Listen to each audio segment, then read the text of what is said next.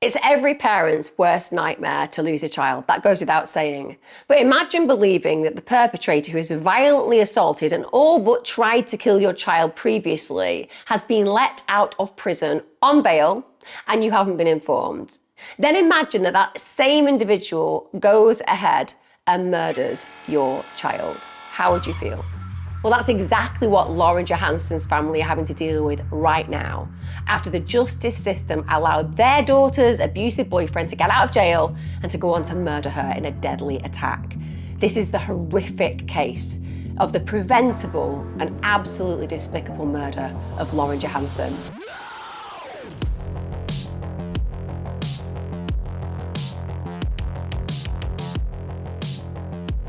Hi guys, thanks for joining me today. Today's case is one that's been in the news really recently. It's one I'm following. There isn't actually a sentence yet because it hasn't gone to trial, but clearly the perpetrator in this case is going to probably spend the rest of his days in prison, if not many, many, many years of his life. And ultimately, it's one of those cases that I think brings into sharp focus that anybody can be a perpetrator.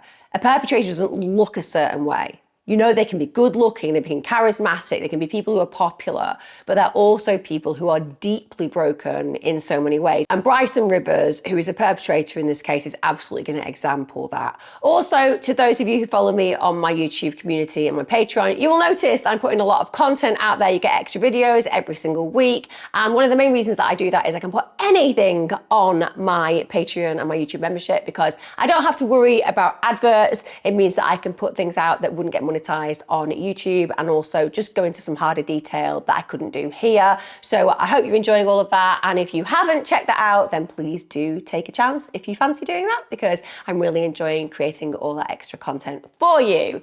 Let's talk about Bricen Rivers. And like I said, if you were looking at this young man before you see the mugshot, clearly no one on the whole is going to look good in a mugshot. But when you do the due diligence on this young man and you look at his social media and you read about who he is through the eyes of others who know him, it is really hard to conceive that we are talking about what we're going to talk about today. Because to all intents and purposes, this is a young man who stood out for all the right reasons. This is a young man who should be doing really well in society, maybe even living the American dream. It's as simple as that. And yet we're talking about a case that is so catastrophic and cataclysmic for the families involved that it just blindsides you. Because like I said, when you look at Bricen Rivers, when you hear about Bricen Rivers, you cannot imagine that we're going to be talking about the reality of his future, which is going to be one based inside and incarcerated a prison in the United States. Now, his social media, it claims on there that he's a US Marine Corps veteran. He was from Saucier, Mississippi.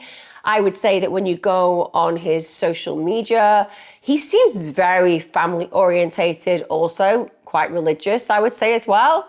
But when he's talking about his family online, I genuinely think it comes from an authentic place. So in 2018, he talks about one of the happiest days of his life being when his baby sister was born. And he's actually present there with his three brothers and his father. And there seems to be a lot of communication between himself and his mother in particular. And she clearly idolizes him and is hugely proud of who he's growing into.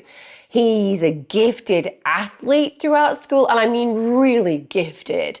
He seems very popular, he's good looking, he's got all the traits and gifts that one would imagine is going to set you in good stead for life. Because let's be honest, whilst looks don't actually mean very much in the long term, the truth is that there is this mindset where if it looks good, it must be good. And part of that is to do with very early on in our development environmentally and on an evolution level. We have to make very quick decisions over what feels safe and what does not safe. And if somebody is smiling and attractive versus somebody who's growling and looking nasty and is unattractive potentially by society's standards, the chances are you're going to think that going with the person smiling and being nice is probably the best decision, even if that doesn't ultimately work out correctly. They're the snap decisions that evolutionarily we do. Same as if you see a bruised apple and it doesn't look too appetizing, even though the reality is it's organically grown and really good for you, often you'll go for the really beautiful bright red one that just looks so shiny and delicious. And you don't consider all the hydroponics going into it and all of the pesticides going into it and the fact that it's probably got some wax making it all shiny. You just think, hey, that looks nicer. That's probably good for me. That's the kind of snap decisions that we make. So as much as people want to say we shouldn't judge a book by its cover, we're actually hardwired to some degree to do that. And that means that when we see somebody who seems to fit this idealized standard of beauty or this idealized standard of popularity, we believe that that must make them a good person. And it's really hard when you look back on this young man and see who he could have grown into. Because, like I said, gifted athlete, seemed brilliantly engaged at school. In 2018, he ranked second in the state for 200 meter sprint, fourth in long jump, fourth for 100 meter sprint, and third for 400 meter running. So essentially, we're talking about somebody who's really effective. He's also engaged in American football and does really well there. So he's excelling on every level. Apparently, he's quite academically bright as well. He apparently went to St. Patrick's Catholic High School, and there are some mentions of different colleges. But at least from the early days in high school to pretty much when he leaves, he is excelling. And everyone is going to be looking at him and thinking, this guy is going to be somebody in this world. And of course, he is going to be somebody in this world, just not quite what anybody would have anticipated. And like I said, the reason I'm introducing that at this point is because I think that people very often struggle to see people who conventionally look like they will be successful falling and failing so badly.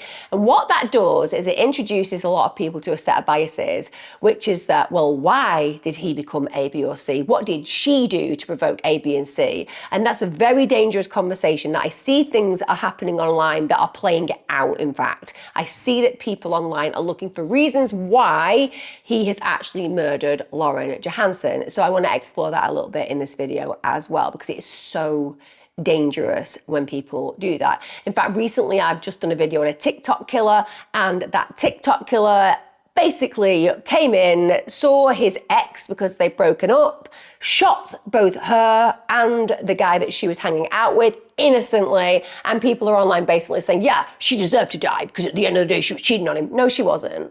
And even if she had, with 150 different guys, she wouldn't deserve to be executed that way. So I think we have to have those difficult conversations when we're talking about domestic abuse. And like I said, the world is not safe for women where people think it is ever acceptable for her to have done anything that means that she deserves to be murdered, because those conversations lead to other women finding themselves in very, very difficult situations where they are silenced because they feel that maybe their behaviour is causing the issues that they're facing.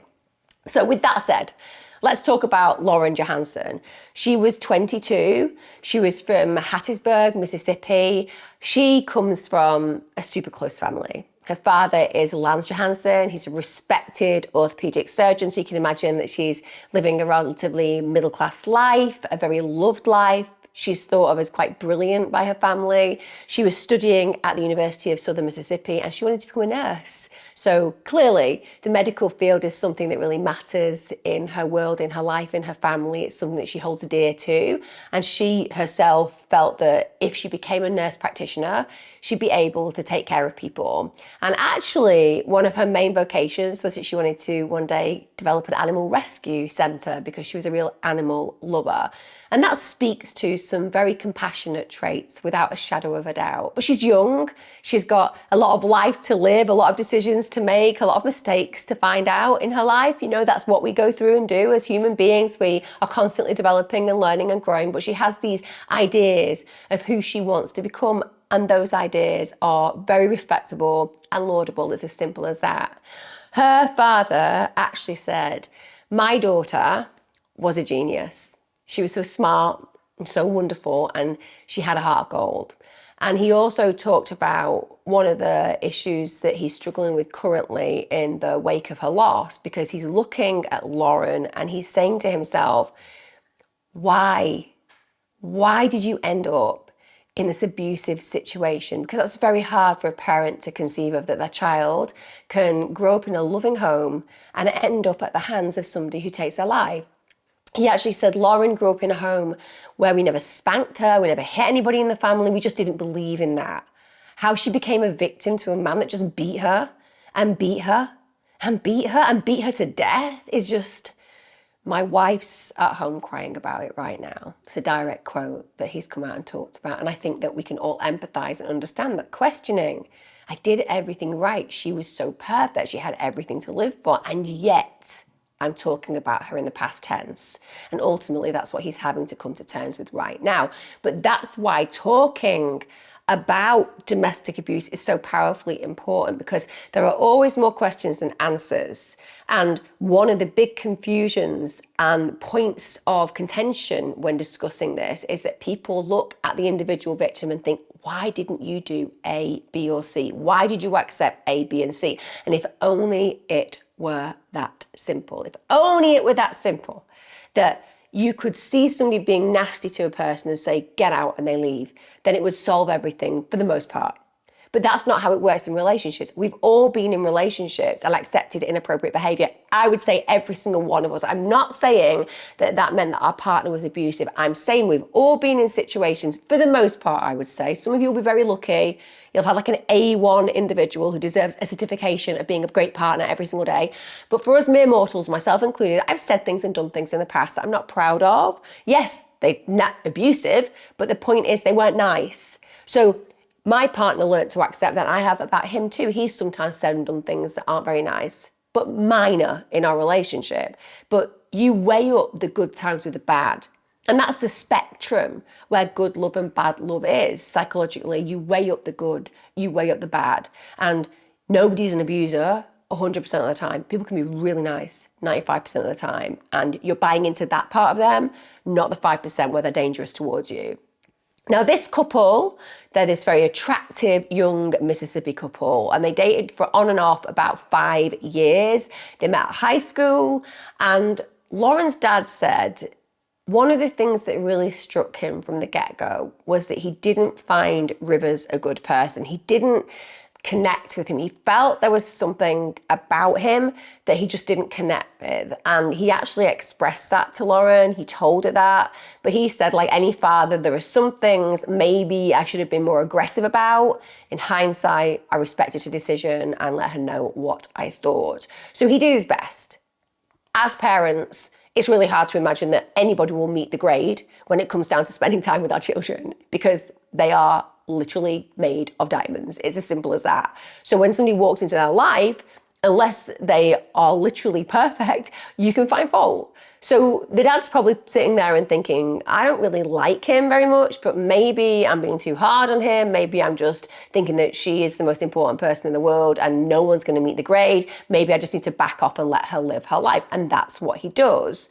But his first instincts, that intuition that he feels, is right. He doesn't realize how right he is. That doesn't happen until December 2023, when it comes to surface that she is being horribly abused to the degree that she has been abused. But right from the get-go, he has got that father's instinct that something is just wrong about this guy. And taking it back to the social media, one of the things that I noticed when he's expressing how well he's doing in his sport, he also adds that he basically had some kind of injury. In spite of that, he just succeeded in all these amazing ways. And that speaks to me of a lack of humility. Now, I come from the UK. And in the UK, if somebody says to you, oh, your dress looks nice, you kind of immediately go, oh, it was a bargain. I got it for like a third of the price. And actually, it was in a charity shop. That's the kind of way that we are in the UK. There's just this desire to play off any kind of compliments. It's not a good thing, by the way. I don't think that's psychologically positive, but I do know that culturally a lot of us relate to it. Now, the amazing thing about the US, and I do think it's amazing, is you get celebrated for your talents in the most wonderful of ways. And when American people see you succeed, they do really clap and applaud. And you don't need to play small. I don't think that they feel that it's necessary to do that. So understandably, there's a lot of requirement as a human being to understand that that can, if you are brilliant at something, lead to a little bit of arrogance and superiority unless you are tempered in that, unless you're grounded in that. But I do kind of feel that where he is concerned, even though people are just applauding him and saying how amazing he's done in his athletics, he just needs to add that comment, well, I would have done better, I'd have probably been first kind of thing. And that speaks, like I said, to I think an arrogance and superiority within him. And that does give us an intuition that potentially the narcissism is being festered and fostered beneath the surface where this man is concerned. Now, like I said, they're in a relationship for 5 years on and off. That's quite a long time when you were only 22. And that's, of course, the reality for Lauren. She's spent a huge amount of her late teens and young adult life with him. It will not have been plain sailing. For the most part, we can all agree, when we are young people, we go through changes, transitions, we're learning our emotional vocabulary. Sometimes that can mean we act in ways that we wouldn't act in 15 years' time, and we are forgiven for that because we're learning and growing. And so on both sides, I would imagine Rivers and Lauren at times are not their best, and at times are indeed their best.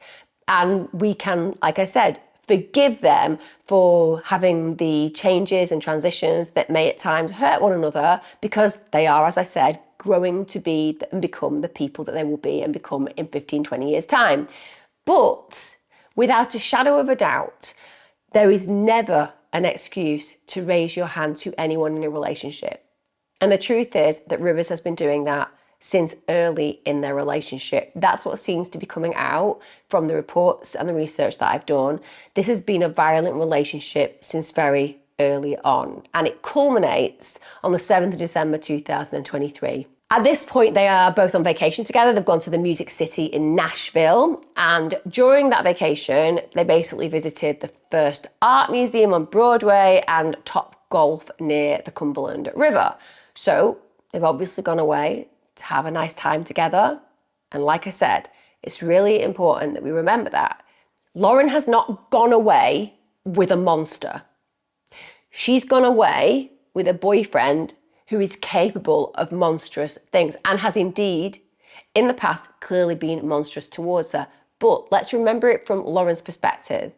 Even though this man has been reprehensible, in my opinion, towards her on prior occasions, she also will have had great times with him, like doing what I'm talking about right now. And it's so key, because people often judge victims who stay without understanding that victims stay because they don't feel like a victim most of the time. They feel like a partner. They only feel like a victim at certain times. They only feel scared at certain times. And it's just because, like I said, I think it's really unhelpful when we leverage this blame at victims because they could have got away. They had other opportunities to recognize that things were dangerous and they did nothing, and so on and so forth. So they're away having a nice time.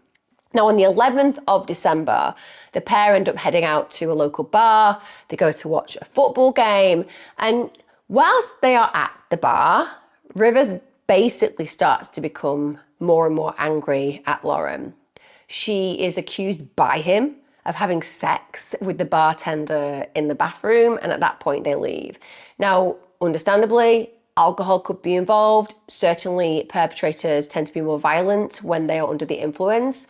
But the delusion that you can hear in the moment that I've just spoken, that he's experiencing, the delusion that he is projecting, this idea that Lauren, who's basically on a road trip with a boyfriend, has talked to a bartender, then left him and had sex with this bartender in the toilet, is ludicrous beyond measure. And also, Lauren's not stupid. She's a very gifted young woman. She's a lovely young woman. She would know exactly what the consequences would be if she did anything like that when she is with somebody like Rivers. Rivers has form. He's been violent with her before. There is no way on God's earth for £1 million she would actually go ahead and do what was suggested she did by Rivers, because the consequences for her would be grave. Let me tell you. The consequences for Lauren are grave, even though everything that he said to her was a lie. She'd never done any of the things he accused her of. Now, according to the affidavit, once they leave the bar, Rivers begins with the violence. He slaps her, he punches Laura, also he takes her phone away. He's going to stop her calling for help, essentially, by doing that. Then he drives away from the area, and he refuses to stop the car. Now, Lauren is terrified. She's pleading for him to stop the car. Clearly, she's been in this situation before. This probably feels even more escalatory than prior experiences and occasions, and she's terrified for her life. It's as simple as that. Now, after he eventually stops the car, he pulls into a parking lot, then begins the violent, persistent assault. And it is so drawn out. He attacks her horrifically. Lauren actually ended up telling the police that she had a gun in her bag and that was in the back seat, but that Rivers had held her down, which meant that she couldn't get it. But even the fact that she has that conversation with the police, that she was thinking in that moment that she was so afraid for her life that she needed to get hold of a gun. And I would imagine that if she got hold of that gun, she could have shot him. And certainly on a self-defense level, she would have been well within her rights to do that. So that is going through her head in that moment. And for somebody who clearly loves Rivers to be thinking, I need to save myself, please let me get my gun so I can shoot you. That is extreme. And that shows you just how terrified she is and how convinced she is that her life is at risk. So he, of course, has the physical strength. He's athletic. It's as simple as that. She's a very slight, petite girl. He has the physical domination down without a problem in this moment. Now, she recalls being in that car park, being violently attacked constantly for about an hour. I'm sure that the idea of even being punched and hit for a minute for most of us just defies reality. We just can't imagine having to go through such agony. Imagine an hour, and this guy is going in on her hard. Now, she said during the attack she was trying to defend herself, she was kicking, she was screaming. She's actually blowing the car's horn every time she sees a vehicle pass, just desperate to get somebody to come and help her, but nobody does. Rivers actually held his forearm against Lauren's throat, and she said he did that until she got black, until she got dizzy. So he's choking her out. And we all know that when people are willing to go ahead and do that, they often don't have an understanding of, firstly, how dangerous that is, and secondly, how permanent it is on occasions, because you can kill somebody that way very, very easily. But he's lost the plot at this moment in time. He doesn't care. All he wants to do is to hurt her. Now, she carries on screaming for help. She's desperate for anybody to intervene. And according to the affidavit, there's an 11-minute recording that's been caught on Johansen's phone, literally catching some of what he said in the attack, and it's horrific. So during this attack, where this petite young woman is having the breath choked from her, Bricen Rivers is calmly saying to her, hey, I'm going to be real with you. If you move at all tonight from the spot you're in, I swear to God, you ain't waking up to see tomorrow morning. So I suggest you cooperate and calm down. Imagine having somebody being so violent towards you, being so unbelievably aggressive and dangerous, and yet they're not screaming, they're not shouting, they're calm, they're in control. They're measured. They're cold. That is scarier than anything. Don't get me wrong, we can never forgive an individual who loses the plot and is violent in these kind of situations. But when somebody has got into a psychological fever, they've lost control entirely. It's one of the reasons why crimes of passion are discussed. That's something that we don't accept. We don't forgive, but we understand where the triggers potentially arrived and how that escalated and why it's completely unacceptable, but nonetheless, we can see the actual pattern leading to the event. But when somebody is cool, calm, calculated, they're the kind of people that can walk up to you and execute you without compassion, without concern, without conscience. And she must know that. Also, during this conversation, he's saying, I literally scheduled marriage counselling for those. Do you realise that? Can you see the language there? I literally scheduled marriage counselling for us. So I'm the person who's doing the right thing here. I'm the one thinking about how to solve our issues. Do you realise that? Now, I'm just going to throw it out there.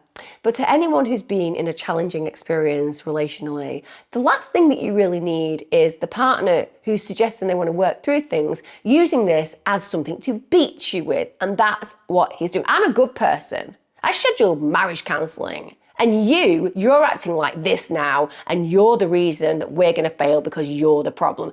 That projection of blame, not I am literally trapping the air from getting into your throat. I am literally putting you in a position where you might die.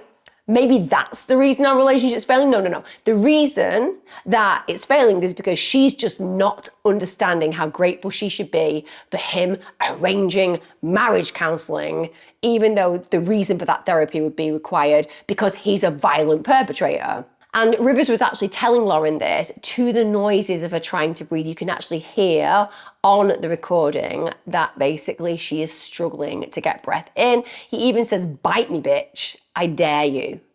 I mean, this is a woman who's losing her breath, might die because of his actions, and that's how he's responding to her.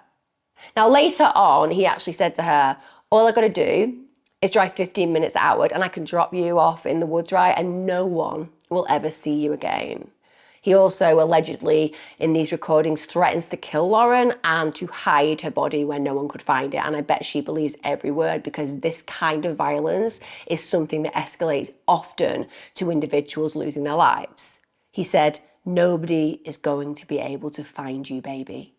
And just the sinister reality of calling her baby, when baby is associated with love, with care, with nurture, and he's doing the absolute opposite where it is concerned with Lauren and her safety. Now, understandably, Lauren isn't able to make out words because she's being literally choked to death at that moment in time, almost. So the sounds coming from her responses are unintelligible, but the audio from that recording suggests that for most of the time she's just unable to speak because she's so badly injured. She is heard choking for long stretches. So just imagine how terrified she is. She's also mumbling, "Help, help." At one point, she says she can't see it all. At one point, she does manage to get out of the words, "Baby, I just want to go home." So she's pleading with him. She's absolutely pleading with him. And Rivers, during this situation, is basically describing her injuries. So he's enjoying letting her know how badly harmed she is. He says that she looks like she's hemorrhaging tonight. And he tells her that her head's swollen up like a fucking bowling ball. And my God, her head really is swollen up like a bowling ball. Rivers is also heard making it absolutely clear that this attack, so the one that she's enduring in that moment, is not the first.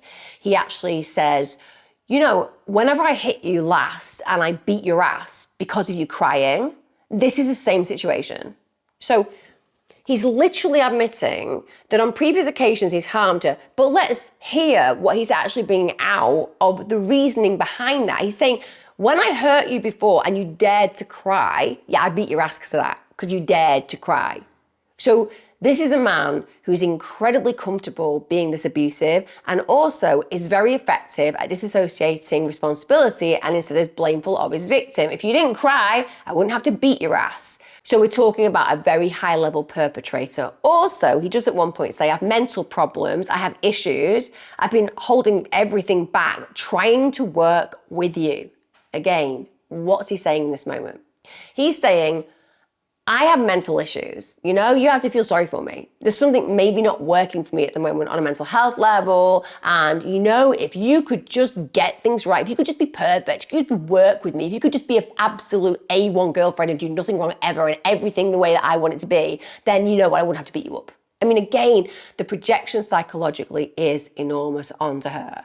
And at another point, he says to her that he might kill himself that night. He said, "I'm not trying to pretend like I'm being a fucking great person right now. So when I shoot myself and I blow my head off in that apartment tonight and you look like this, everyone will understand." Yeah, they will, Rivers. They'll understand that you are a high-level domestic abuser and beater of women. That's what people will understand. Nobody will feel sorry for you. No one will be thinking, "Oh, well, at the end of the day, Lauren probably deserved it. At the end of the day, what else could he have done? He just had to go ahead and blow his brains out in an apartment because she was such a bad girlfriend." That's the way he's projecting this. And also, the reality is that when somebody tells you that they are willing to kill themselves if it means that they get to kill you, that is a terrifying scenario to be in, because the survival mechanism we expect for others is that they know that there is an action that could debilitate them in a certain way that would be negative for their life, such as a criminal offence that can get them locked up, or indeed harming themselves where they can't make it back because they die. These are things we expect human beings to have a protective mechanism over and to prevent themselves from acting in that way. He is saying, "I don't have that protective mechanism." And that must be absolutely harrowing for her in that moment. Now, during the attack, Rivers does something really odd. He calls his mother. So he's literally engaged in this attack and he calls his mom. Now, I appreciate children have close relationships with parents, and when they are distressed or when they are in trouble, they might be the first port of call. But it puts his mother in quite a precarious situation, bearing in mind there is literally a serious felony going on. And also she's got a lack of power because there's not very much that she can do in that moment, aside from call the authorities, if she can find where her son is or enlist the help of others. There's not something immediate that she can do, and it must be very scary for her. Now, I'm not going to say that his mother is perfect. We'll talk about that a little bit later on, but I do think that would be a terrifying call to receive.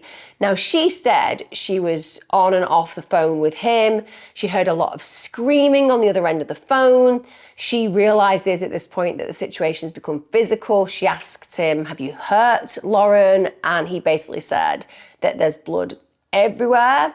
She then speaks to the police. So she's obviously got Lauren's best interests in that moment at heart. She wants to make sure that she's protecting Lauren, but also she's going to want to make sure that she's protecting her son. And if things are really getting out of hand and Lauren's covered in blood and this could end up fatal, for example, she's not going to want her son to be on a murder charge. So speaking to the police is absolutely imperative. And also, if your son has got in contact with you and admitted that they're carrying out a crime and that there is a victim in dire straits and you don't do anything, well, then you're complicit in the crime, essentially. So there's a whole heap of reasons why she would reach out to the police. I would argue, though, the most important one is that she probably thought, oh my God, I need to get this situation resolved. I need Lauren to be safe.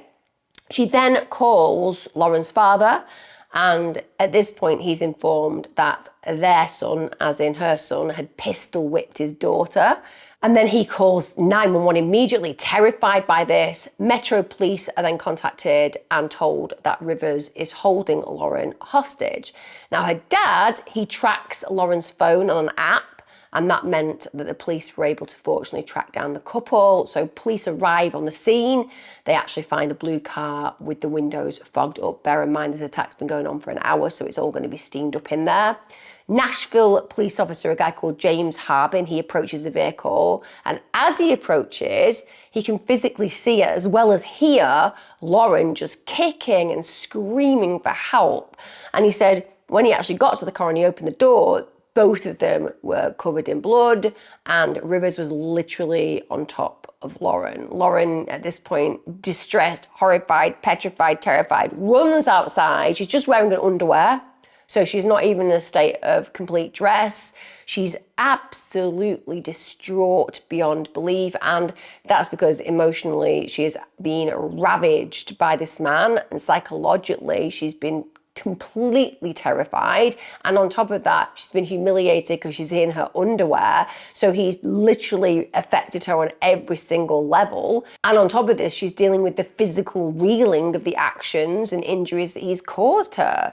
Now, Rivers is immediately placed in handcuffs because it's a bang to rights case. There is no question about this. He's dead to rights, full stop. They have got this man in the commission of a crime. There is a young woman covered in blood. It's her blood. It's not his blood. We're not talking about a scenario where she's been violent towards him, quite the contrary.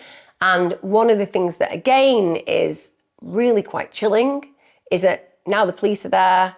Now she's been essentially freed from this scenario. He's still calm. He just goes ahead, he follows the police's commands, and again, that very cool, calculating, calm way of being, it speaks to something very unusual. We would not imagine, after being confronted and indeed arrested by the police, that there would not be some kind of emotional reaction. There is an expectation of that. Even if that expectation is that you've just been caught and now you're scared because you wanted to get away with it. But there's nothing. He's just calm and goes ahead and follows police commands. Although we could also bring in the belief that potentially in his mind, he thinks, well, I'm going to seem like somebody who really behaves.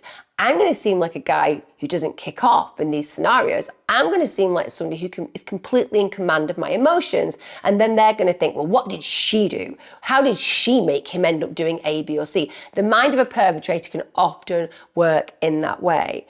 So they can be the most violent, abusive human being. And when confronted by other people who haven't seen what's played out, they can go into this state where they seem totally approachable, totally in control of their faculties, and make it out as if to say that person that you're seeing there in that complete state. Would somebody like me, who's just so cool and calm and rational, would I be able to go ahead and do something that's so irrational and harmful as that? So that can also be a manipulation tactic.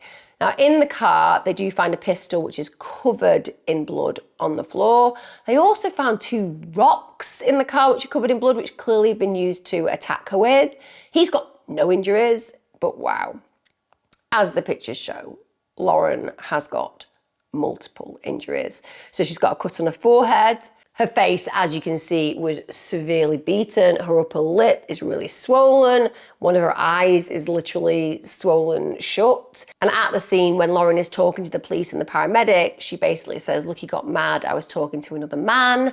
And the result of me talking to another man was that I got beaten up for an hour, which is beyond belief when you consider that that was enough for him to snap. And of course, where perpetrators are concerned, it's not the victim's actions that ever leads to this kind of beating. It's the way that the abuser feels inside. If they're frustrated, if they're angry, if life isn't going well, if they've had some bad news, if somebody's annoyed them, and so on and so forth, it doesn't have to be anything to do with the victim. The victim is a punching bag. The victim is a place where all of the frustration can be vented. The victim is an individual who can receive the blows physically that that individual as a perpetrator might be feeling emotionally. And they have no problem with doing that because you can always set a test for your partner to fail. If your partner hasn't got an understanding of what it is you're testing them on, such as, are they going to make me a cup of tea? Are they going to agree to do A, B, or C? Do they want to have sex with me today? All of these things can be used as leverage if that person doesn't give that perpetrator exactly what they want. So he's looking for any possibility to take whatever he's feeling inside out on her. In this case, she dares to talk to another man, which is something that every human being, whether you're male or female, will do in your life. We always have conversations with strangers. The average human being has about 8 interactions with strangers every single day. So that would give him 8 reasons every single day to beat Lauren up. But of course, it also tells you just how many eggshells she would have been treading on. Because if simply speaking to a barman, for example, is going to give you an hour being beaten up, in the end, it's going to render you entirely silent. And we see perpetrators do this as well.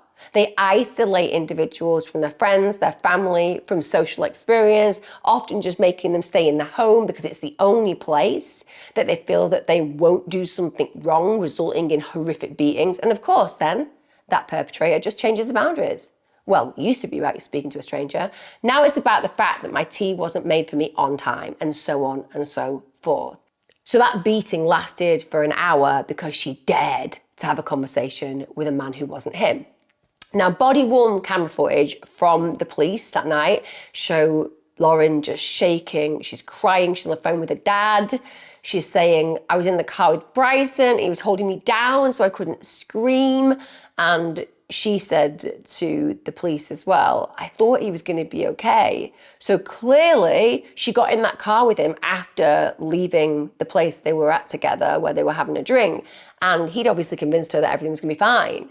Again, highly manipulative, rageful inside, just looking for an opportunity to abuse her, but making her feel safe enough to get into the car with him so he can do what he wants with her. That manipulation, that Machiavellian streak that's clearly very, very much part of his makeup. She also said, my left eye isn't opening, and the body cam footage captures that, and her eye certainly isn't opening. It looks so badly swollen. Now, understandably, Lauren's taken to hospital. She stayed there for 2 days. And then Lauren's lovely dad, and I say that because if there is one thing that I really relate to in this moment, it's that my father, and I'm sure a lot of your fathers would have done this, he just got in his car, he drove to Nashville, he went and collected his daughter, he took her home to Mississippi because he wanted her to know she was safe. And he actually said she appeared as if she'd been hit over 100 times. He said, it's just really difficult to hear your daughter crying for her life on a video. I went up there and picked up Lauren from the hospital. I saw what she looked like. I took care of her for the first week afterward because she was really hurt. She's one tough lady. I mean, she was telling me she was okay. I know she couldn't see that good and everything else. He also went on to say, well, look, I'm an orthopedic surgeon and I do joint replacement surgery. I'm not a psychiatrist, but this isn't rocket science, okay? I know he was a psychopath. If you look it up and Google it, it's a very scary person. I had to warn her repeatedly over and over, you have to stay away from this guy. The problem is these types of people are so manipulative and they talk their way into anything and they find a way to have the person they're abusing act like they did nothing wrong. He's 100% right. So he might not be a psychiatrist, but he's very well schooled on the manipulation techniques of psychopaths and narcissists and individuals like Rivers. Now, Rivers at this point is arrested. He's charged on 4 charges, including 2 counts of especially aggravated kidnapping, aggravated stalking, and witness coercion. Lauren actually didn't want to press charges. It breaks my heart that. It breaks my heart that Lauren is almost killed and she does not want to press charges against this man. The man who has shown her an absolute lack of respect, who has beaten her within an inch of her life, who has terrified her on a multitude of levels, but she still doesn't want to cause him harm. We are talking about the absolute opposite kind of person to Rivers, where Lauren is concerned. And you see, this is the thing about perpetrators. They're very effective about choosing particular victims. If you can get a victim who is just really compassionate in their nature, is very protective in their nature, is an individual who wants to change the world for the better, and you can exploit that, you can use it very effectively for your own purposes, because Lauren wants to believe the best in Rivers. She's seen him on his best days at school, no doubt. She's seen him in his best days as an athlete. She's seen him in his best days with friends. She's seen the guy he could have been. And so even though she's also seen the guy he truly is, the monster that lurks beneath the mask of acceptability, believing that that's who he truly is too devastating for her to accept. She wants to think that maybe if she did A, B, or C, maybe if she changed, maybe if she hadn't said A, B, or C, things wouldn't have escalated. Maybe if she hadn't talked to that guy in the pub, maybe things wouldn't have got out of control. Maybe if she hadn't acted in a certain way in the car. That's what victims do. And they do it because they want to believe that they can control their environment, just like people who are not in abusive situations want to believe that somehow we have a control in our world. And if we just learn to do A, B, or C, it will result in D, E, and F occurring. That's why victims die. Because they take the person who has shown themselves in their worst moments to be the worst kind of human, and they dismiss that part of their nature, and instead they think about that person in their best moments. They want to believe that their love can heal them. They want to believe that that beautiful time that they spent together early on, when they're being love bombed and they're being made to feel like the most important person in that person's world, that they're going to be able to return to that. When you are a predator, you cause so much instability in your victim's life that they start to reason with unreasonable. They start to believe when you tell them that they're the problem, that they need to change. And you love that person so deeply in spite of them being a predator that you try your best to accommodate their needs. And then you find yourself dire situations or dead.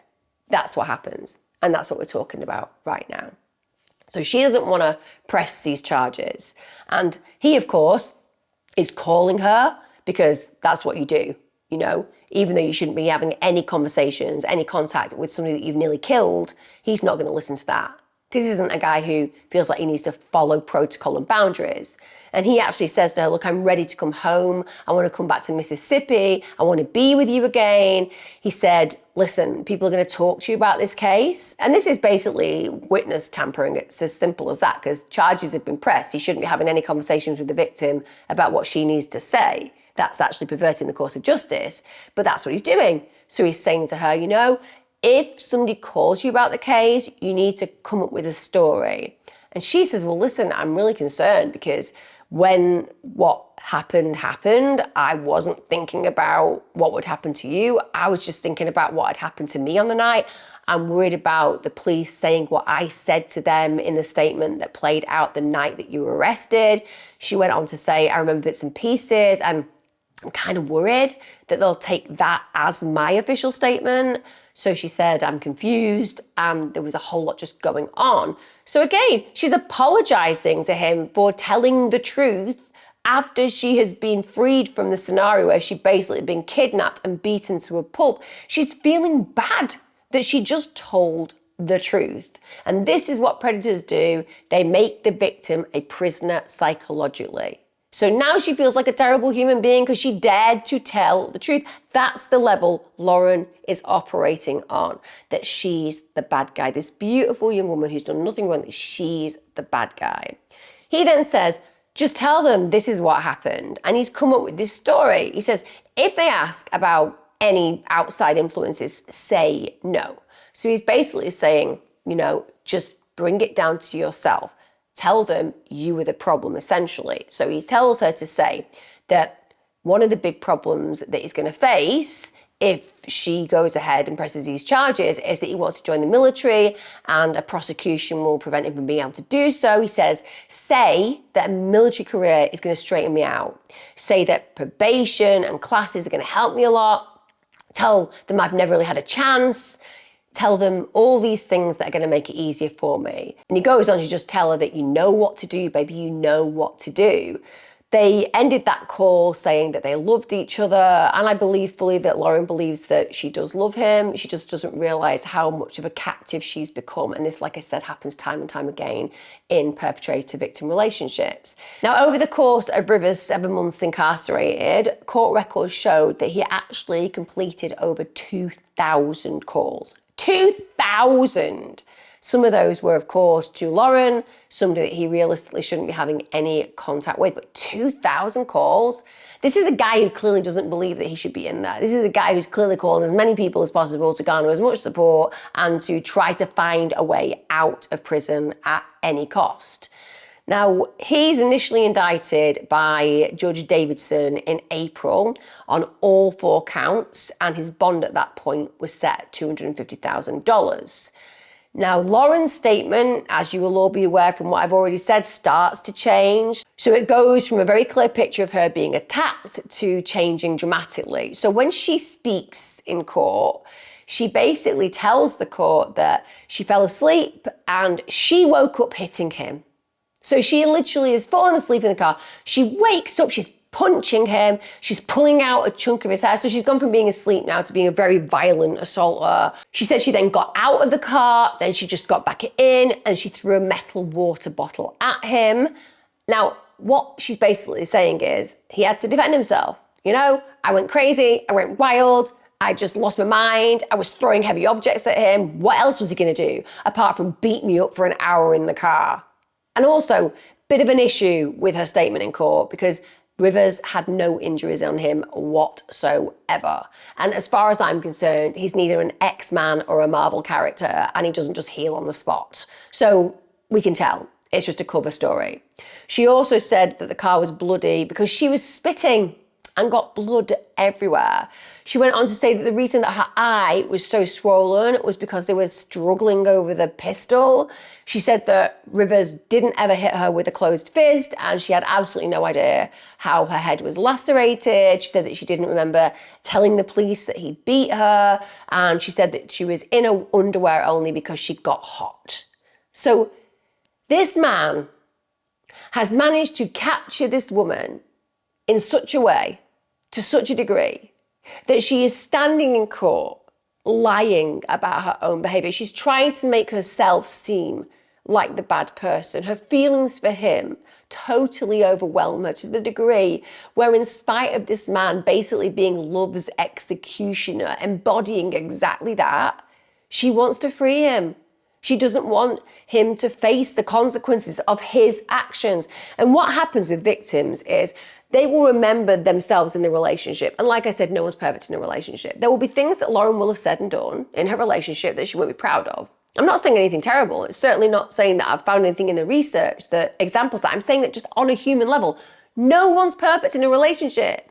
And if he can manipulate her to believe that whatever little fractures and chinks in her armor in the relationship can be exaggerated to such a degree where somehow he's the victim, if he can make her feel manipulated to a point where she sees things from a completely broken perspective, a perspective that he's created, then he can manipulate her to stand in court and do this. And it is heartbreaking.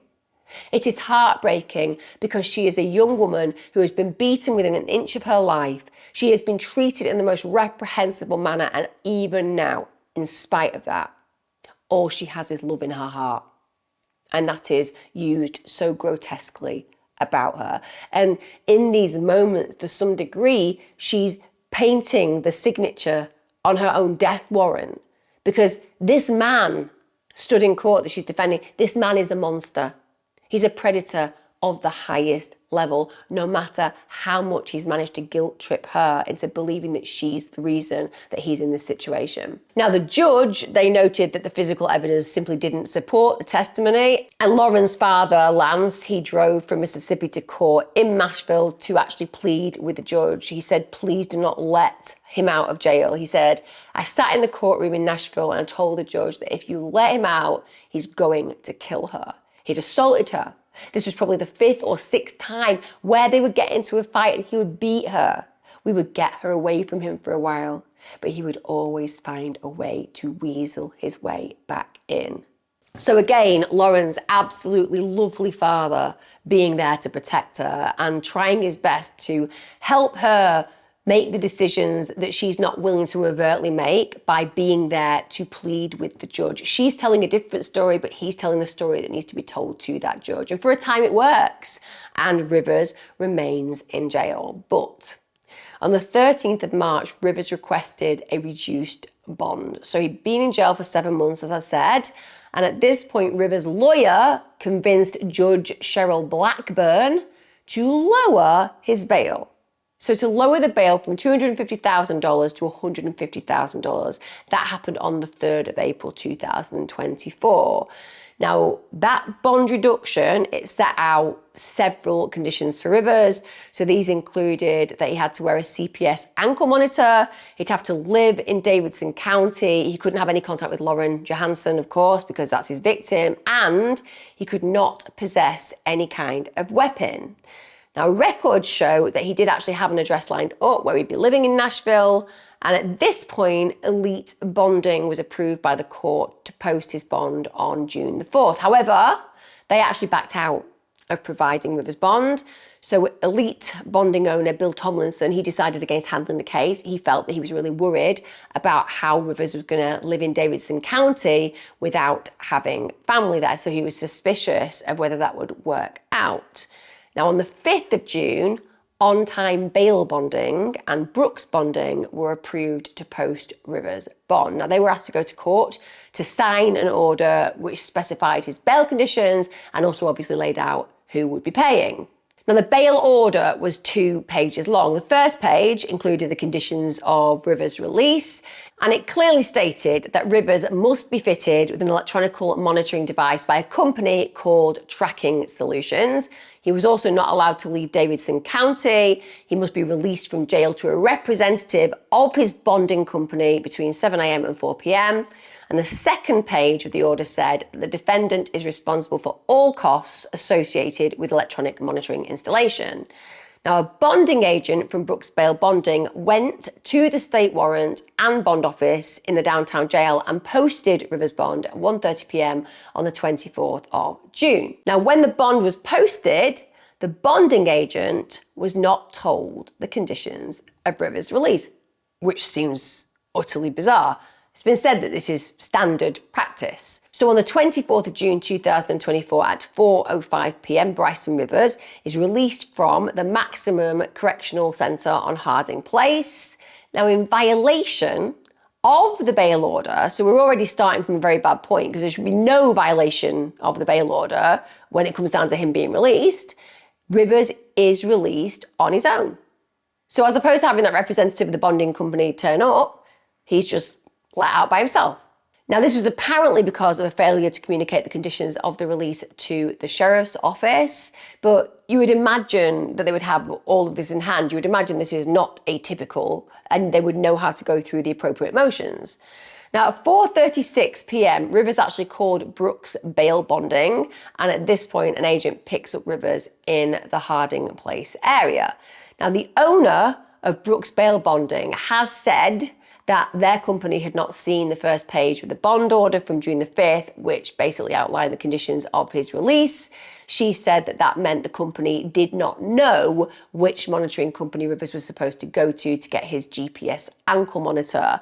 And apparently, as they were unaware where they were supposed to go, the agent took Rivers to a newly formed company called Freedom Monitoring Services. That business was formed just a week before Rivers was released, and that company was created by Nikido Wilhoit, whom it has been said was an employee of Brooks Bail Bonding. So a company that is essentially owned by Nikido Wilhoit, but she's actually an employee of Brooks Bail Bonding and is getting the work now from Brooks Bail Bonding. Happens all the time. You're friends or you're a director on different businesses and you just happen to make sure that you get business through the business that you were working for or a director of. It happens all the time, I get it. But ultimately, it does make you think, well, is it that they hadn't seen what the conditions were meant to be, or was it just that they wanted to siphon money and services to another company they were involved with? Just throwing it out there, because that happens a lot also in business. Now, when Rivers arrived at the monitoring company, the company did not actually have the court order with Rivers' bond conditions, as the court had sent the conditions to Tracking Solutions, the monitoring company that was supposed to be used. So again, this should all have been figured out. If the conditions have been sent to Tracking Solutions because Tracking Solutions is meant to be doing it, then Tracking Solutions should be the ones putting that on Rivers. But no, because Rivers has been sent to another place that just happens to have relationships with the overarching company. So again, that really makes me a little bit suspicious of this decision. Now, despite not knowing Rivers' release conditions, Freedom Monitoring Services fitted Rivers with a GPS ankle monitor. Now, Rivers told Freedom Monitoring Services that he would be leaving Tennessee for Vancleave, Mississippi, which he shouldn't be doing. Why is he telling them this? And what does that mean about Freedom Monitoring Services and what they actually see themselves in charge of in this case? Because it seems very bizarre that he's just saying things such as, I'll be leaving the area that I'm going to be leaving, and they're not immediately acting on this. Now, on the 28th of June, officials become aware of the mistakes that have been made. Tracking Solutions, the monitoring company that was supposed to be used, they send a report to an assistant district attorney saying Rivers had not actually come into the office. The district attorney's office then tell the court that Rivers is in violation of his bond conditions. Rivers at this point is ordered to appear in court on July the 2nd. Now, on the 28th of June, Freedom Monitoring Services received the court order with the bond conditions for the first time. Bear in mind, Lauren's family were initially unaware that Rivers has even been released until Lauren Johansen, her father, gets a voicemail from the County District Attorney's Office on the 28th of June 2024. And it said, "This is Bailey calling from the District Attorney's Office in Nashville. Bricen Rivers was released from custody. He was supposed to report straight to a GPS company and be put on a GPS monitor, and he was not to leave Davidson County. But as soon as he was released, he did not report to that GPS monitoring company, and he has not been heard from. I wanted to make sure Lauren is safe."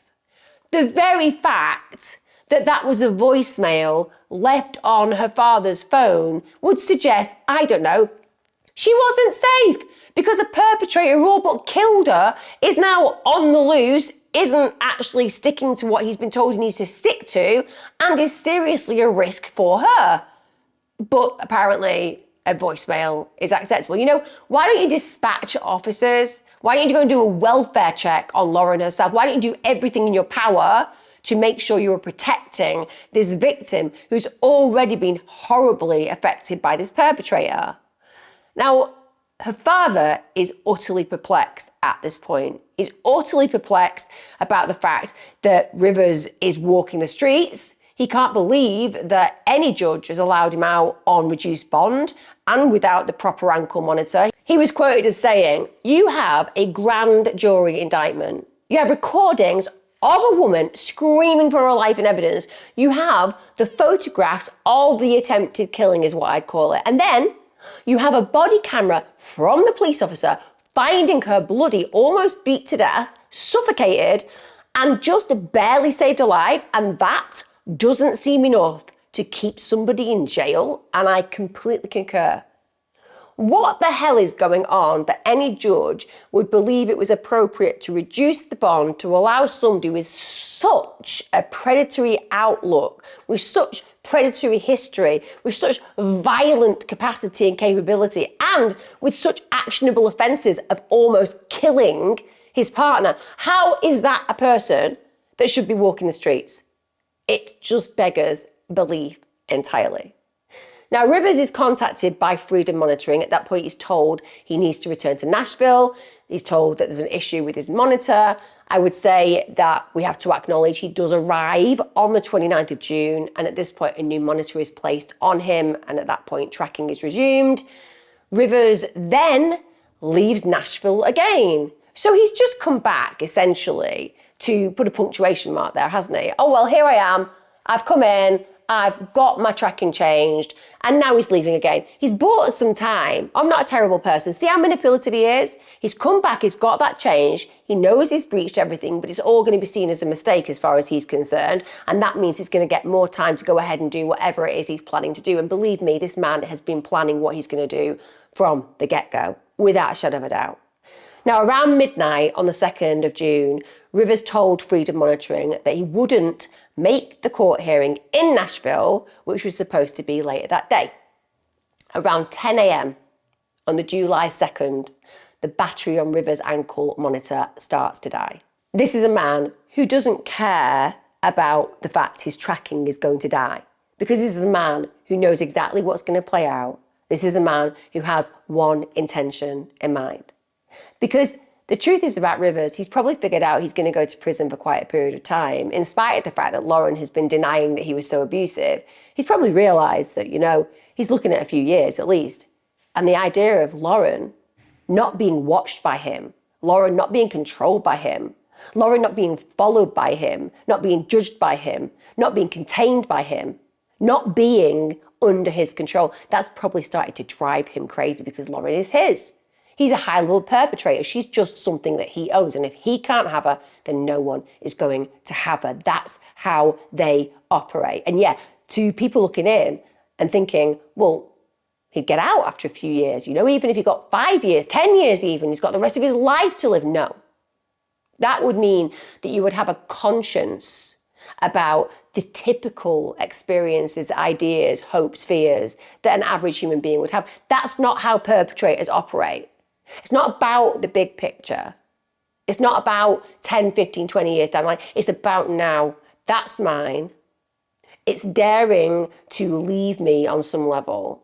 And I would rather lead the rest of my life in a different way to how I'd planned, knowing that she didn't win, knowing that she doesn't get to have the future that I don't wish for her to have.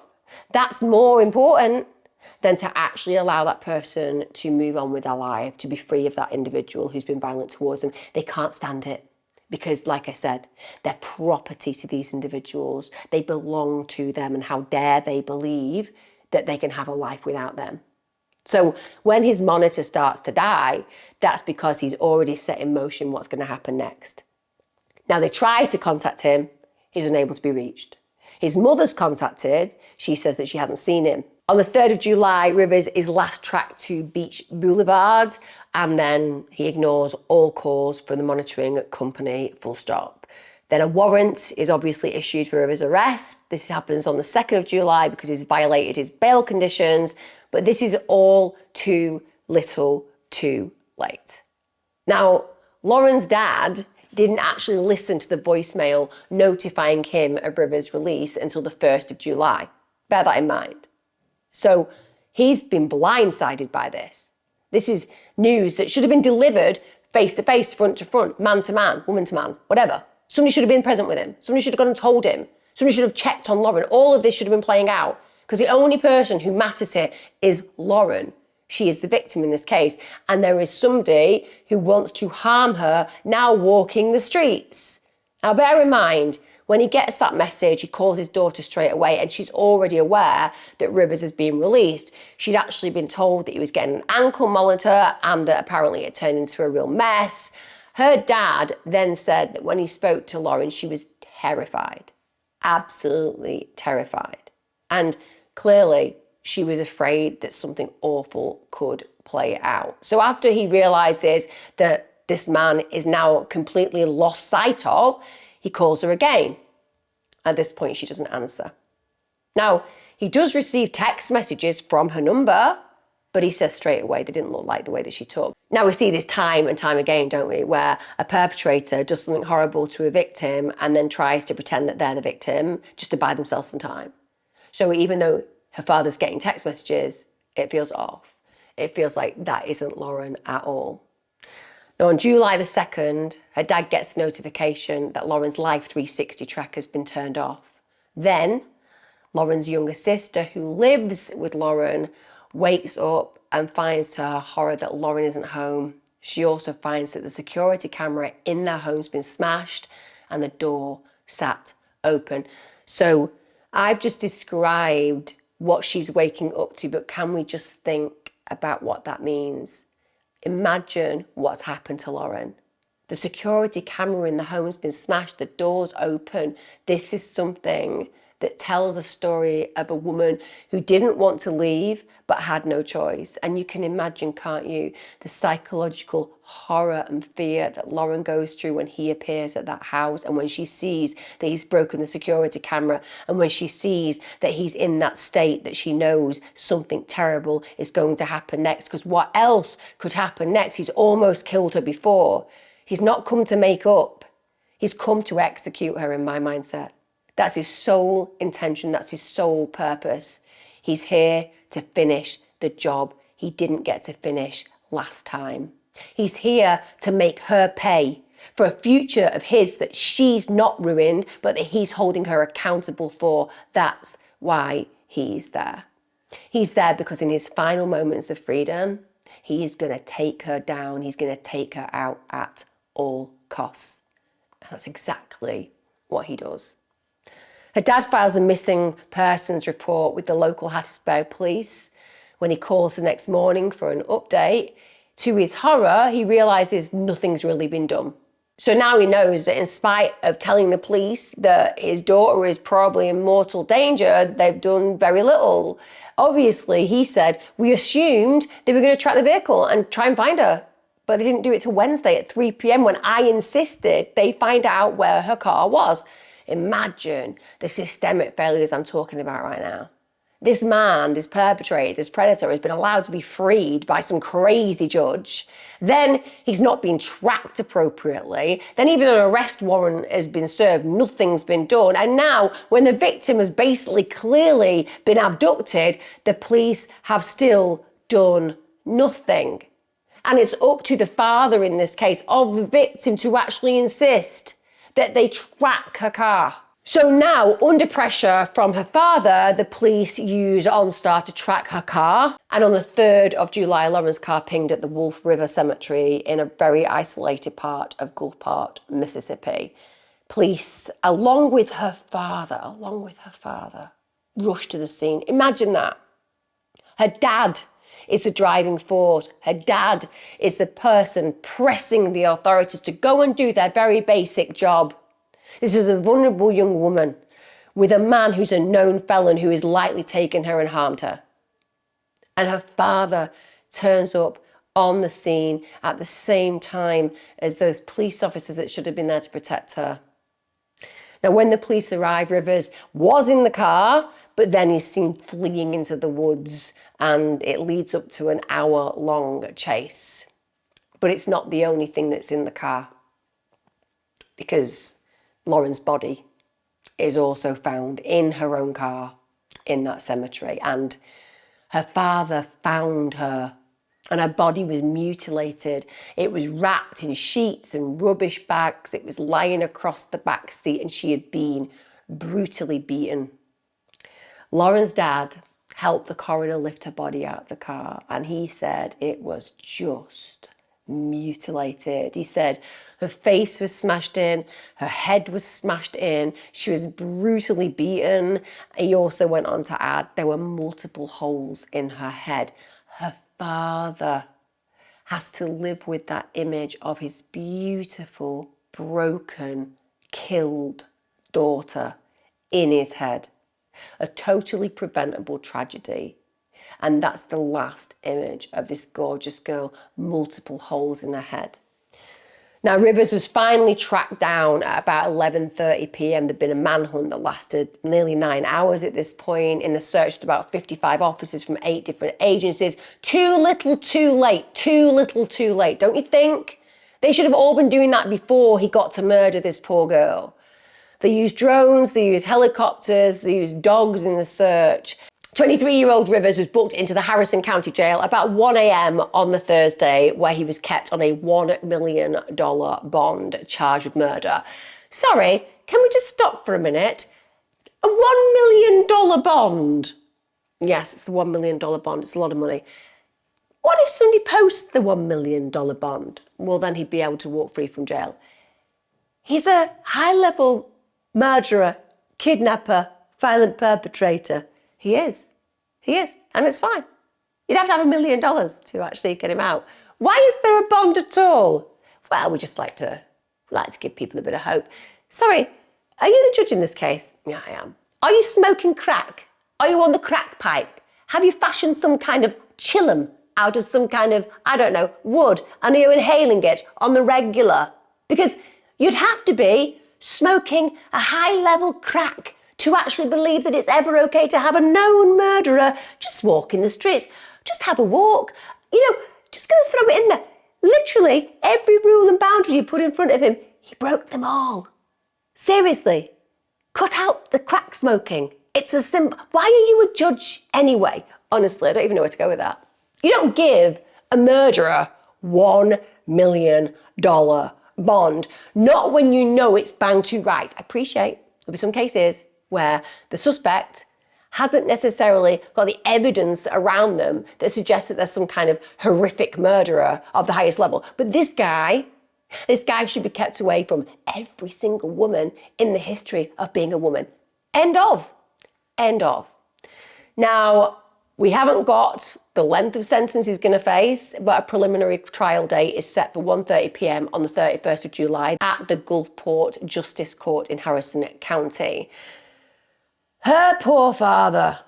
Where do we even begin with how he feels and how the family feels? He and they have been let down on every single level. And her father was quoted as saying, she had dreams and hopes that were larger than life. The best quality about her is that she had a really big heart. This is never going to be right with me, no matter how many years this goes on. He said, we're just doing the best we can to go through the stages of the mourning process. There's no timeline you can put on anything. You just have to live one day at a time. And we're going to do that to honor Lauren. And I'm going to do my best to stand up for her and to do what she would do if she saw this happen with somebody else. Lauren's father also very understandably said that the criminal justice system in Nashville failed his daughter and their family. I mean, without a shadow of a doubt. They have been failed on every single level. And he believes that her death could have been prevented, as I do. He realises that those legal missteps in Nashville likely led to her murder. Her father also spoke to the news and said this. He said, this happens all over the world, as in talking about domestic violence. He said, unfortunately, no one wants to talk about it. He said, if you're just sitting there thinking there's something you can do, don't think about something you can do. Go do it. If you're thinking, maybe I should take her and bring her home for a week or two, go do it. Don't just think about it. Well, maybe I should, maybe I shouldn't. If you think about it, go do it. Because if you think about it, you're probably doing the right thing doing it. Now, currently, there is actually a GoFundMe page that's been set up by the family, and it reads, Lauren Johansen was an amazing young woman. She was going to become an RN next year and then become a nurse practitioner. She was smart, kind, loving, and would do anything to help animals, her family, or anyone who needed her help. Everyone she ever met loved her immediately, and she brought a smile to everyone's face. She was the mother to her brothers, Kyla, Christian, and sister Caitlin, and her own mother. Lauren was a victim of battered woman syndrome and was brutally beaten to death by her psychopath abuser. She was a regular volunteer at multiple animal shelters and rescued many animals. She even took her dog Bentley Joe and cat Marley everywhere she went. She would have brought her rescue horse Coco with her if it had fit in her Jeep. Lauren cared for her siblings, who were both premature and have many disabilities. When her mum, who is an RN, couldn't work or take care of them anymore, Lauren helped me to care for them. She was kidnapped and badly beaten and almost died in December. Her abuser, Bricen Rivers, was put in jail. I told the court, the DA and the judge he would kill her if they let him out. Bricen told others he was going to kill her too. A high bond of $250,000 was placed, restraining orders filed if he escaped. Lauren and I were supposed to be notified of any court proceedings or if he was released for any reason. The felony conviction for this crime may have been a life sentence, and trial was supposed to be in the next 2 months. After 7 months in jail, a judge, Cheryl Blackburn in Nashville, reduced bail to $150,000, and his mom paid $15,000 to bail him out. The jail released him after hours without the court-ordered ankle monitor.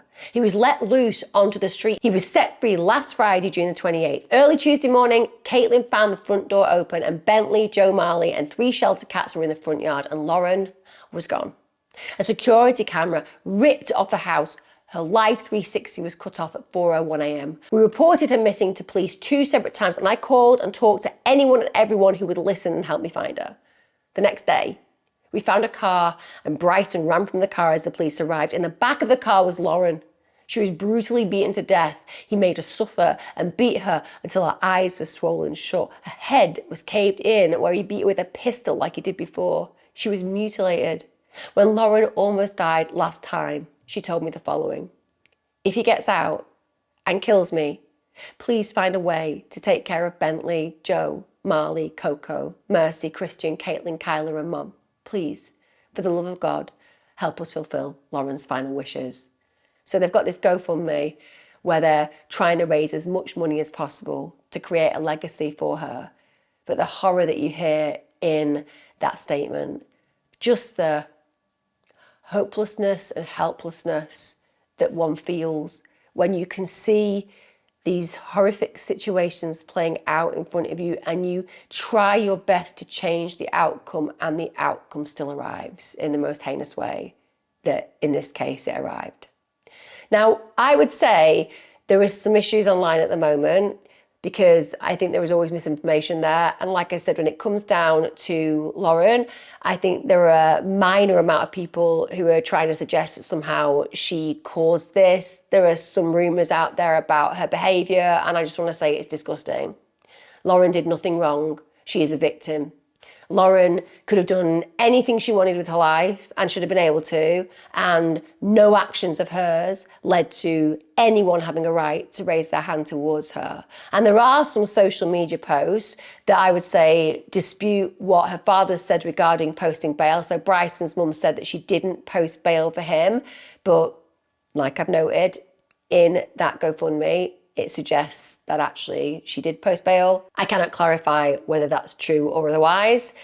There are also some posts going around on social media that apparently involve Chelsea Rivers, Bricen Rivers' mother, who's feeling very angry about people posting on Bricen's personal Facebook page and allegedly is defending her son and saying that he's responsible for his actions, but also is suggesting that Lauren, to some degree, brought him down and people aren't seeing it from their point of view. But again, even though I think it's reprehensible to ever victim blame, I also see that we create narcissists often by denying that they have any responsibility or accountability for their actions. And you can always find somebody to blame, but if you want to try to project blame onto an innocent young girl whose head was caved in by a monster, well, if you're willing to defend that, you really need to check your behaviour, no matter who that relationship is towards you regarding them. At the end of the day, Lauren is the only victim in this story. It doesn't matter how much you love someone. You can't defend the indefensible. Like I said, I do have sympathy and empathy for Bricen's family. I really do, because it will have turned their world upside down, and they do, to all intents and purposes, seem like a very close group. At least they used to be. But Bricen Rivers didn't care enough about them. You know? Doesn't matter how much you tell your mum you love her on Facebook. Doesn't matter how many social posts you put on about your family. If you are willing to destroy their sense of safety, their sense of security, their foundation of family because of your actions, it's because you're selfish, egotistical, and narcissistic to the highest degree possible. And that's what we're talking about where Bricen Rivers is concerned. Understandably, there are lots of questions in this case. So Nashville judges want answers over Rivers' release on June the 24th from the Davidson County Jail. They want to know what happened leading up to Lauren Johansen's death. And a 6-judge panel's actually scheduled an evidentiary hearing for August 15th, where representatives from Brooks Bail Bonding and On-Time Bonding are expected to give testimony. The courts are also asking for receipts, documents, emails, photographic evidence of what these companies knew before Rivers left for Mississippi. So heads are going to roll, hopefully. Each of those companies could basically end up getting suspended, depending on what the panel decides. They are not taking into consideration, apparently, any possible criminal liability. So they're not going to be liable on a criminal level, but it could mean that they lose their licenses. And the order that's been filed by the courts requests that those companies explain what happened with Rivers' release. Because, quote, it appears to the court that certain irregularities may have accompanied the posting of bond and release of the defendant in this matter. So understandably, there's a lot of discussion about why would you actually let someone leave prison and actually go and get their own ankle monitor? That makes no sense. Why would you allow all of these mishaps when you're dealing with a high-level perpetrator? That makes no sense. So I can understand why it may be that they aren't able to continue working in the way that they're working, and that hopefully some condemnation will happen, because there has to be a level of liability. Even if it's not criminal, it has to be on a business level. I mean, it's horrific what's played out. Now, currently, the police are trying to decide where the main crime played out. The sheriff said that the crime crossed jurisdictional lines, with some aspects of the investigation pointing to Hattiesburg and some pointing to Petal, as well as all other things that took place in Harrison County. They've said that it looks like the case is going to be brought back to Forest County. So they're discussing that with the district attorney and thinking that's where they'll have the task force within the investigation. It's complicated because of all the jurisdictions. He also asked for any help. So even though they have quite a strong case, clearly, because I don't think that anyone imagines for 1 second that Rivers will get away with this, but he basically has said anybody who thinks that they saw something on the days related to the crime, please give them a call. He said, let us come out and talk to you. Let's see if there's any relevance to the evidence that you can bring forward. And I've actually put the number in the description below. So if anybody does have any information that could help with this case, please do get in contact, because Lauren's family deserve that. Like I said, I haven't got the sentence yet. I'm imagining it will be life without parole. I will put it in the description below when I find out. I may even come back to it and cover this again, but it's horrific, isn't it? A young woman's life cut short. Such a preventable action. And again, as ever, to those of you who are listening, and there will be some of you listening right now who find yourselves with a relationship where you are treated in ways that are similar to this, please, please listen to what I'm saying. Perpetrators like this do not change. They just get better at manipulating you. They just get better at convincing you that you're the problem, that you need to change, that they wouldn't act the way that they acted if only you learned to be a better person. And they will use that excuse until the moment they steal your breath. I promise you, if there is one thing you can take from this video, if you have somebody who raises their hand towards you, it's get out. I know you love them. I know they can be good. I know you can have great times. It doesn't matter. You have to remember, it's the worst of their actions that counts, not the best in these cases. It's the worst of their potential you have to fear, not the best of their moments. That's why women and men find themselves in scenarios where they are mortally wounded and lose their lives, and no one deserves that. Bricen Rivers, examples that perpetrators come in every way, shape and form. And the truth is that Lauren Johansen's family now have to live the rest of their lives without her, because she believed that in spite of him acting like a monster, somewhere within him he was a good person. And now she doesn't get to have that future. Let me know your thoughts on this case. It's so sad. So sad. Like I said, I know many of you have experienced this yourselves.